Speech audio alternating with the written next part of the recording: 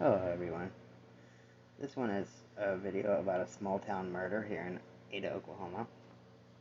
And if anybody has seen The Innocent Man that's on Netflix, this is the cases that is covered in that show.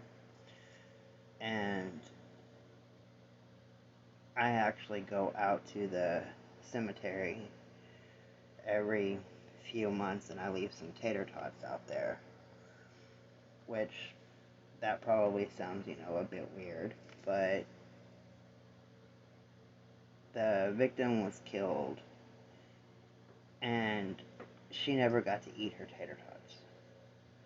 So I don't know. It's just something that we do on occasion. But on December 8th, 1982, Deborah Sue Carter left her job at Coachlight. It was just a little boot scooting bar, and she went home to her apartment where she was brutally raped and killed. And during the all the forensics and stuff, when they were there, they had discovered that there was still tater tots on the stove. Then, on April 28th, 1984, Denise Haraway disappeared while working at a little convenience store called McAnally's. Eyewitnesses saw the abduction. And here we had two McAnally's at the time, and I currently work at one of them, although it's got a different name now. Both cases, a pair of men was suspected of murdering them. 3 of those men received life in prison, and 1 the death penalty.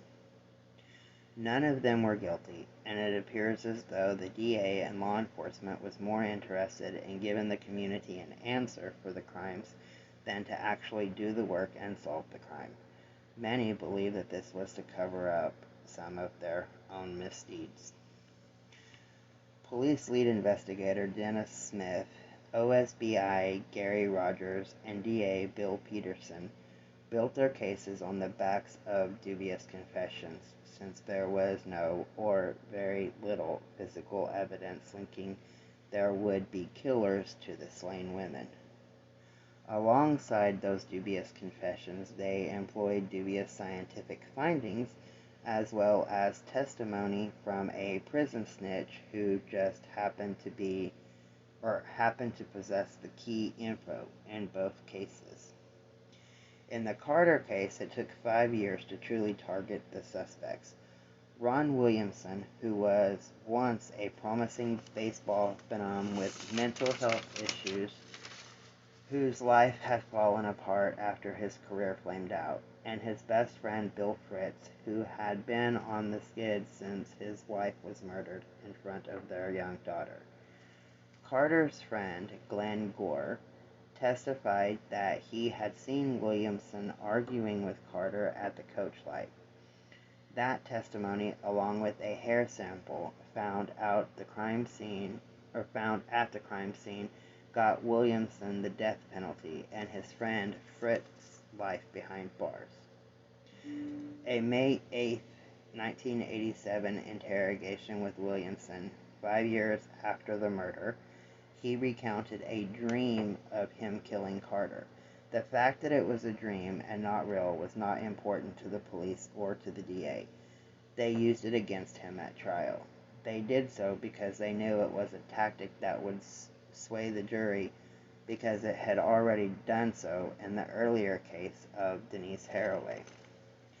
In September 1985, Tommy Ward and Carl Fatnot were given life sentences for the murder of Haraway. Despite her body having not been found, their confessions matched. Both said they abducted, raped, and stabbed her to death, along with a third accomplice. As it turned out, Ward's damning statements was at least partly the byproduct of a dream he had between his first and second interrogation. Moreover, as happened with Williamson and Fritz, D.A. Peterson in lieu of physical evidence, which didn't exist, used testimony from prison informant Terry Holland as part of the courtroom argument. In 1999, 12 years later, Williamson and Fritz were exonerated by DNA evidence, which proved Carter had in fact been killed by the prosecution's star witness, Glenn Gore. And even before that, on January 20th, 1986, Haraway's body was found in a location different from where Ward and Fontenot had confessed to disposing of it, in a blouse that did not match their descriptions, and with a single gunshot to the head instead of stab wounds. All this raised a question: was the confessions coerced by the police? And if so, why? The attempts to appeal the case for Ward and Fontenot convictions revealed a systematic attempt to not only coerce false confessions, but to cover up potentially exculpatory evidence, to ignore other leads, and, according to a theory promoted by numerous speakers, to protect possible killers because they might have damaging info on law enforcement. In Ada, Oklahoma, it's all about winning the case and covering up what they don't want out in the open. It doesn't matter if the truth gets blurred, or forgotten, or even twisted. Prosecutors and police alike, it's all about winning a case and meeting the quota. Things like the truth and the lives of innocent men and women don't seem to matter much, and when an innocent person is put behind bars, the guilty ones continue to roam free.